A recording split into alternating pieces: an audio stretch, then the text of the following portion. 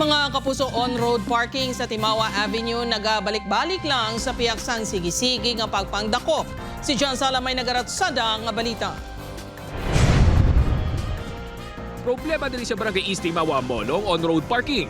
Ang residente nga si Nanay Aida nagakapirwisyo kay sa masami sa atubang gate sa ilang gate nagapark ang mga pasaway nga motorista.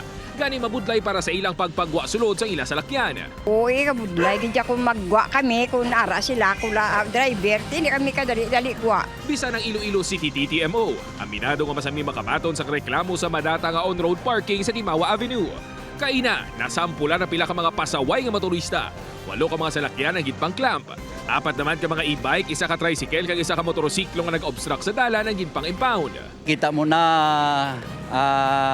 may mga road signs o signages kita nga nagambal na nga bawal mag-park, but still dira mismo sa tubangan or sa kilid or sa ina nga mga lugar naga-violate gihapon. Isa sa mga nadakpan si Michael. Naga-obstruct na sa dalan ng iyang motorsiklo. Wala pa inisang dala nga driver's license kag wala man sang helmet ang iyang angkas. Oo, nalipat na yung dapat nasa yung malahara, manandaman barangay.